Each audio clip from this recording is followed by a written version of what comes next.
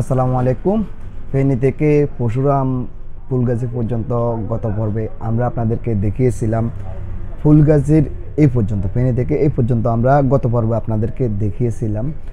এর সামনে আমাদের পক্ষে আর যাওয়া সম্ভব হয়নি, কারণ সামনে পানি ছিল, যার জন্য আমরা যেতে পারিনি। তো আজকে আমরা এখান থেকে একদম ফুলগাজী বাজার পর্যন্ত যাব। এই দিকের পরিস্থিতি কেমন সেটি আপনাদেরকে দেখানোর চেষ্টা করব। তো এই ভিডিওটি ধারণ করা হয়েছে 30/8/2024। এটি বিকেল 3টার সময় ধারণ করা হয়েছে। আমরা পরশুরাম যাচ্ছি, ওখানকার ক্ষয়ক্ষতির চিত্র ধারণ করার জন্য, আপনাদেরকে দেখানোর জন্য। তো যাওয়ার সময় এই ভিডিওটা আমাদের ধারণ করা। তো আমি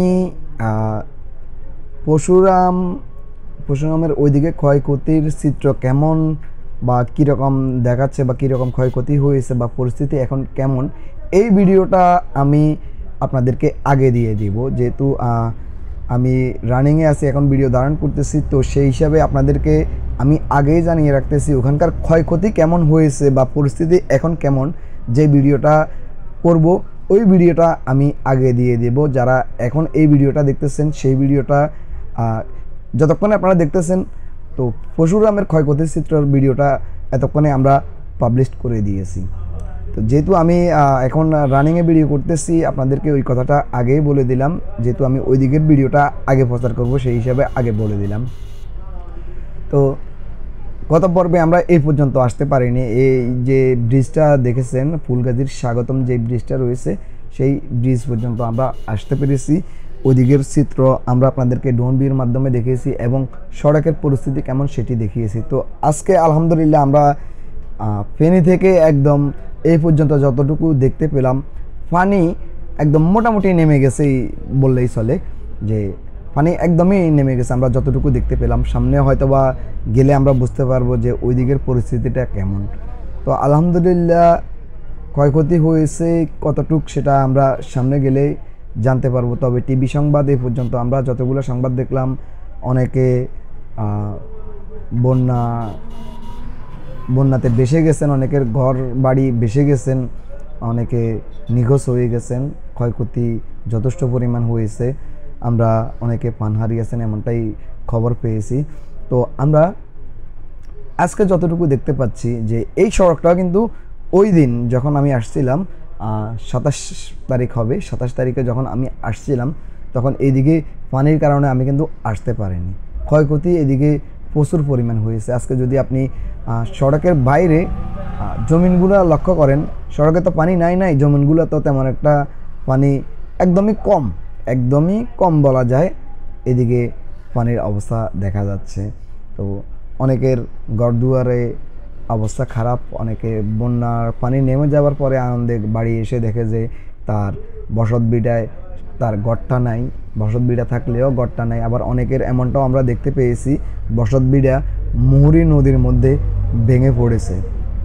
একদম ঘর সহ বসতভিটা মুহুরী নদীর মধ্যে ভেঙে পড়েছে। আমরা সেই দিকে যাচ্ছি, সেটাই ধারণ করে আপনাদেরকে দেখাবো আসলে ক্ষয়ক্ষতির পরিমাণ কেমন রয়েছে। তো প্রথম ভিডিওটা আমি আগে আপনাদেরকে বলে দিয়েছি যে এই ভিডিওটা আমরা ফুলগাজী পর্যন্ত গিয়ে, একদম ফুলগাজী শহর বাজারটার উপরে গিয়ে আমরা এটা শেষ করব। পরবর্তী ভিডিও আমরা ফুলগাজী থেকে পরশুরাম পর্যন্ত ওইদিকের অংশটা আপনাদের দেখাবো। তবে এখানে একটা জিনিস লক্ষণীয়, গত কিছুদিন আগে এই যে আপনারা সড়কটা দেখতে পাচ্ছেন, এটা নতুন করে পাকা করা হয়েছে, যার জন্য এদিকে আলহামদুলিল্লাহ সড়কের কন্ডিশন ভালো বলা যায়, একদমই ভালো। পানি উঠেছে সড়কের উপরে, সড়ক একদম সড়কের উপরে দাঁড়ালে অবুক পরিমাণ পানি ছিল এদিকে, এমনটাই ছিল আমরা দেখতে পেয়েছি। আমরা যখন 27 তারিখে এসেছি তখনকার পরিস্থিতিও ঠিক এমনটাই ছিল। সামনে একটি বাজার। তবে এই পর্যন্ত আমরা যতটুকু দেখতে পেলাম যে কালীরহাট বাজার সামনে, এটি যতটুকু দেখতে পেলাম ফেনী থেকে কালীরহাট পর্যন্ত আমরা সড়কে কোনো পানি দেখতে পাইনি, এবং সড়ক থেকে পানি নেমে গেছে। আপনার জমিনেও পানি কিন্তু যথেষ্ট কম রয়েছে। এটাকে কালীরহাট বাজার বলা হয় সম্ভবত। আমরা সাইনবোর্ডে দেখতে পেলাম, আমি এদিকে তেমন একটা চিনি না বললেই চলে। তারপরও আর আরেকটা বিষয়, আপনারা যারা ইউটিউব থেকে দেখতেছেন বা ফেসবুক পেজ থেকে দেখতেছেন, আমি তাদের উদ্দেশ্যে বলবো, আমার পূর্বের যে গ্রাম বাংলার রূপ ও বৈচিত্র্য ফেসবুক পেজটি ছিল সেটি হ্যাক হয়ে গেছে, সেটি এখন আমার কন্ট্রোলে নাই, যার জন্য আমি আমার এই যে নতুন ফেসবুক পেজে আমি ভিডিওগুলো আপলোড করতেছি। আপনারা এখন থেকে এটার সাথে যুক্ত হলে আপনারা আমার নিয়মিত যে সকল ভিডিও করি, অনেকে ইউটিউব থেকে দেখতেছেন, তারা জানেন যে আমি আসলে কী ধরনের ভিডিও করি, কি ভিডিও করি। আমি মূলত এই যে আপনাদেরকে শুধু যে সড়কের ভিডিও দেখায় বা বন্যার ভিডিও দেখায়, বিষয়টা এরকম না। আমি মূলত প্রামাণ্য ভিডিও ধারণ করি, এক একটা জেলা এক একটা উপজেলার বিভিন্ন শিক্ষা প্রতিষ্ঠান সহকারে সব কিছুই আপনাদেরকে নান্দনিক চিত্রগুলো তুলে ধরার চেষ্টা করি আমার এক একটা ভিডিওতে। তো যেহেতু এখন বন্যা পরিস্থিতি, তো অনেকেই আমার কাছে আশা করেন, ভাই আপনি তো বিভিন্ন এলাকার ভিডিও দেন, তো সেই হিসাবে যদি আমাদের পরিস্থিতি সম্পর্কে যদি একটু আপডেট দেন, আমাদেরকে যদি একটু জানাতেন। আর সেই হিসাবে অনেক রিকোয়েস্ট পেয়েছি আমি ফুলগাজী পরশুরামের চিত্র দেখানোর জন্য, যেহেতু আমার কাছে ড্রোন রয়েছে, অ্যাক্সেসরিজ রয়েছে, অনেকগুলোই ক্যামেরা রয়েছে, সেই হিসাবে অনেকে আমার কাছে চান। তো আমি আসলে যতটুকু কভার করতে পারতেছি সেটি আপনাদেরকে দেওয়ার চেষ্টা করতেছি। আবার অনেক রিকোয়েস্ট অনেক জায়গার রয়েছে, আমি এখনও দিতে পারিনি। ইনশাল্লাহ সময়ের সাথে সাথে আমি আপনাদেরকে আপডেট জানাবো, আপডেট ভিডিও দেওয়ার চেষ্টা করব। ভাই আপনাদেরকে একটা কথা বলি, আমার উপরে রাগ করবেন না যে আপনারা রিকোয়েস্ট করেছেন আমি রাখিনি, বিষয়টা এমন না। বিষয়টা হচ্ছে যে আমি গত কয়েকদিন ভিডিও দিতে পারিনি, আপনাদেরকে উদ্ধার কার্যক্রম এবং ত্রাণ সামগ্রী দিতে গিয়ে আমি ভিডিও করিনি। আসলে এই সময় ভিডিও করার সময় না, তারপরও আমি যতটুকু সুবিধা পাচ্ছি, যতটুকু গ্যাপ পাচ্ছি, সেটিতে আপনাদেরকে ভিডিও দেওয়ার চেষ্টা করতেছি, আপনাদের অনুরোধ রাখার চেষ্টা করতেছি। আপনারা আমার উপরে রাগান্বিত হবেন না, আমার উপরে ক্ষিপ্ত হবেন না, আমি চেষ্টা করতেছি আপনাদের অনুরোধটা রাখার জন্য। সময় হিসাবে আমি সব কিছু মেনটেন করে পারতেছি না, আমার সময় কুলাচ্ছে না, এই হলো এক সোজা কথা। তারপরও আমি চেষ্টা করতেছি আপনাদেরকে আপডেট দেওয়ার জন্য, আপডেট দেখানোর জন্য। অনেক প্রবাসী ভাই রয়েছেন যে আমার সাথে যুক্ত রয়েছেন, ওনারা আমার কাছ থেকে দেখতে চান। ইনশাল্লাহ ভাই আপনাদের অনুরোধ আমি রাখার চেষ্টা করব, আপনাদের কথা দিচ্ছি আমি চেষ্টা করব সময়টা একদম মেনটেন করে আপনাদেরকে ভিডিও দেওয়ার জন্য, তথ্য জানানোর জন্য কোন দিকে কীরকম পরিস্থিতি। তো আমরা এ পর্যন্ত যতটুকু আসলাম, আপনারা দেখতে পাচ্ছেন জমিনে কিছুটা পানি রয়েছে, সড়কে টোটালি পানি নাই। তবে গত কয়েকদিনে সড়কে বুক পরিমাণ বা এই পরিমাণ পানি ছিল আমরা যতটুকু জানতে পেরেছি, এবং আমরা নিজেরাও এসেছি, আরেকটা ভিডিও দিয়েছি। যারা দেখেননি আমাদের ফেসবুক পেজ এবং ইউটিউব চ্যানেল থেকে ঘুরে আসলে ভিডিওগুলো দেখবেন। তবে আমি এইসব এলাকাটা সম্পূর্ণটা ঘুরে আপনাদেরকে ক্ষয়ক্ষতির চিত্র দেখাবো, কোথায় আসলে কি পরিমাণ ক্ষয়ক্ষতি হয়েছে। আসলে অনেকে এখনও নিখোঁজ, তো আমরা সেই বিষয়টাও জানার চেষ্টা করব স্থানীয়দের কাছ থেকে, এই বিষয়ে কথা বলবো সকলের সাথে। ইনশাল্লাহ আমরা আপডেট দেওয়ার চেষ্টা করব আপনাদেরকে। একটা কাভার ভ্যান দেখতে পাচ্ছি, এটা ফুলগাজী অথবা পরশুরামের দিকে যাচ্ছে, সম্ভবত ত্রাণ সামগ্রী এই ধরনের অনেকে কাভার ভ্যানে করে ত্রাণ সামগ্রী নিয়ে আসতেছেন, ট্রাকে করে নিয়ে আসতেছেন, সেটা আমাদের চোখে পড়েছে। আমরা অনেকটা ওভারটেক করে আসলাম, অনেককে আমরা দেখেছি। তবে প্রবাসী ভাইদেরকে আমি বলবো, যারা আমার ভিডিও দেখেন, আপনারা যেভাবে পারেন স্থানীয় যারা রয়েছেন ফুলগাজী বা পরশুরাম উপজেলার, আপনারা ভেঙে না পড়ে এই মুহূর্তে আপনার সাপোর্টটা ফ্যামিলিতে সবথেকে বেশি দরকার। আর্থিকভাবে আপনি সাপোর্ট করবেন, আগে যারা দিচ্ছেন অথবা দেন নাই ফ্যামিলির দিকে খেয়াল করেছেন অথবা খেয়াল করেননি, আমি সকলকে অনুরোধ জানাবো এইরকম বিপদের মুহূর্তে রাগ করে থাকবেন না, নিজের পরিবারের সাথে রাগারাগি করবেন না। যেই হোক যেভাবে হোক আপনি আপনার পরিবারের খেয়াল রাখবেন এবং সকলের তত্ত্বাবধান করার আপনি চেষ্টা করবেন। আপনার দিকে অনেকে তাকিয়ে থাকবে, আপনার প্রতি অনেক দায়িত্ব রয়েছে, অনেকে আপনার আশায় থাকবে। সম্ভবত এটি হচ্ছে যে আপনার মুন্সিরহাট, হ্যাঁ সম্ভবত মুন্সিরহাট, আমি এদিকে অনেকটাই চিনি না, সেই হিসাবে ধারণা করতেছি এটি হচ্ছে সম্ভবত মুন্সিরহাট, পুরাতন মুন্সিরহাট বা নতুন মুন্সিরহাট যাই বলেন, এটা হচ্ছে মুন্সিরহাট, এটা ফুলগাজী উপজেলার মধ্যে পড়েছে। এই যে এই সড়কটা কিন্তু নতুন করেছে, হ্যাঁ এখানে বাজারের উপরে কিন্তু পানি ছিল, এমনটা আমরা দেখতে পেয়েছি। আলহামদুলিল্লাহ পানি নেমে গেছে, তবে ইতিমধ্যে ক্ষয়ক্ষতির চিত্র আসলে আমাদের সামনে আসতে শুরু করেছে। দেখছেন অটোটা কিভাবে চালালো, সামনে হুট করে এসে ঘুরিয়ে দিল। যাই হোক, তো ইতিমধ্যে আমরা ক্ষয়ক্ষতির চিত্র যথেষ্ট দেখেছি, তারপরেও আমি চেষ্টা করব আপনাদের মাঝে এগুলো তুলে ধরার জন্য আসলে কোথায় কোথায় কী পরিমাণ ক্ষয়ক্ষতি হয়েছে। আমি আসলে আমার উপজেলার কাজ নিয়ে সবথেকে বেশি ব্যস্ত ছিলাম, দাগনভূঞা উপজেলার কাজ নিয়ে। পরশুরামের এমন পরিস্থিতি দেখে আমি সত্যি আমার উপজেলা নিয়ে, দাগনভূঞা উপজেলা নিয়ে খুব বেশি টেনশনে ছিলাম যে যদি এই পরিমাণ পানি ওঠে তাহলে আমাদের উপজেলায় আর একটা দ্বিতীয় পরশুরাম বা ফুলগাজী আমরা দেখতে পাবো। এখানে মানুষের ক্ষয়ক্ষতি হবে, পান্নাসের সমস্যা রয়েছে বা এই ধরনের হুমকি রয়েছে।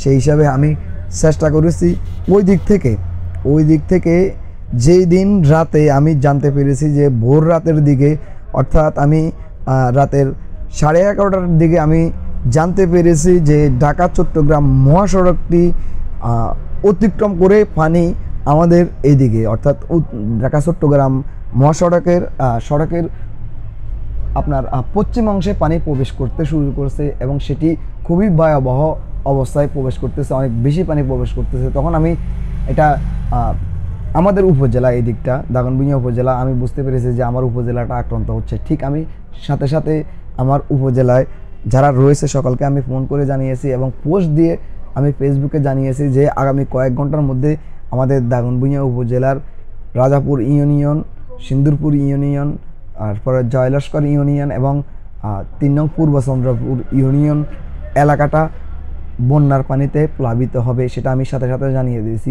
এবং আমাদের বড় ভাইদের সাথে যোগাযোগ করে আমরা সকালবেলায় একদম ফার্স্ট টাইম আমরা ধরেন 6টার দিকে আমরা উদ্ধার কাজে নেমে পড়েছি।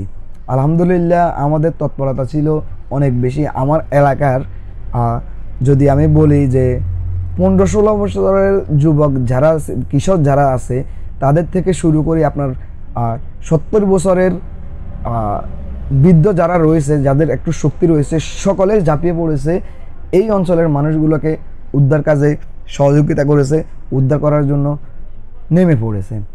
আলহামদুলিল্লাহ সকলের অক্লান্ত পরিশ্রমে আমরা সফল হয়েছি, সকলকে আমরা উদ্ধার করতে সক্ষম হয়েছি।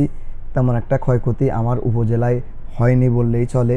তবে এখন পর্যন্ত আমার উপজেলায়, দাগনভূঞা উপজেলায় বেশ কয়েকটি ইউনিয়ন পানিবন্দী হয়ে আছে, যদিও কিছুটা কমেছে, তবে এখন পর্যন্ত আমাদের দাগনভূঞা উপজেলায় মানুষ আপনার ঘরবাড়িতে গিয়ে বসবাস করার মতো উপযোগী হয়নি। এখনও অনেক পানি রয়েছে, হাঁটু পরিমাণ বা তারও অধিক পরিমাণ রয়েছে ঘরের ভিতরে। যেসব স্থানগুলো একটু উঁচু রয়েছে সেখানে হয়তো বা কিছুটা পানি কমেছে। এখানে আপনারা একটা গাড়ি দেখতে পেলেন যে উপহার সামগ্রী বা পান সামগ্রীর একটা গাড়ি। এইভাবে অনেকে উপহার সামগ্রী এবং পান সামগ্রী নিয়ে আসতেছেন ফেনীর ফুলগাজী এবং পরশুরাম উপজেলায়। তো যারা বাইরে থেকে দেখতেছেন ত্রাণ সামগ্রী নিয়ে বা উপহার সামগ্রী নিয়ে আসতে চাচ্ছেন, আমি তাদের উদ্দেশ্যে বলবো ভাই, আমাদের ফেনী জেলার পরশুরাম উপজেলা এবং ফুলগাজী উপজেলায় আপনার শুকনা খাবার এই মুহূর্তে প্রয়োজন নাই। আমি আমার অবস্থান থেকে বলবো যে এই মুহূর্তে শুকনা খাবার প্রয়োজন নাই। যদি চাল ডাল এই ধরনের কিছু দিতে পারেন তাহলে অবশ্যই সেটি কাজে লাগবে। এবং আপনার হচ্ছে যদি কিছু মেডিসিনের ব্যবস্থা করতে পারেন, আপনারা উপহার সামগ্রীর মাধ্যমে আপনারা মেডিসিন রাখার চেষ্টা করবেন, যেমন জ্বর, সর্দি, কাশি, ডায়রিয়া এই ধরনের সংক্রমণ রোগগুলোর জন্য কিছু মেডিসিন যদি পারেন দিবেন। আর যে আপনার চাল ডাল এটা সবথেকে বেশি প্রয়োজন, তার থেকেও আরেকটা বেশি প্রয়োজন হচ্ছে যে আপনাদের আর্থিক সহযোগিতা। যদি কারো আপনারা এগিয়ে আসতে চান, অবশ্যই আমি বলবো যে আর্থিকভাবে একটু সহযোগিতার করার চেষ্টা করবেন, কারণ অনেকের বাড়িঘর একদমই মনে করেন যে বন্যায় ভেঙে পড়েছে, বাড়িঘর ক্ষয়ক্ষতি, অনেক বাড়িঘর ক্ষয়ক্ষতি হয়েছে, যেটা আমি আপনাদেরকে বলে এখন বোঝাতে পারবো না, হয়তো পরবর্তীতে ভিডিওগুলো দিলে আপনারা বুঝতে পারবেন। তো যেহেতু আমি আগেও বলেছি এখনও বলতেছি, আমি ক্ষয়ক্ষতির ভিডিওগুলো আগে দেওয়ার চেষ্টা করব, বেশি না পারি একটা পর্ব হলেও এই যে ভিডিওটা দেখতেছেন এই ভিডিওটার আগে একটা পর্ব দিব, অন্ততপক্ষে একটা পর্ব দিব যে ক্ষয়ক্ষতির চিত্রটা আপনাদেরকে দেখিয়ে।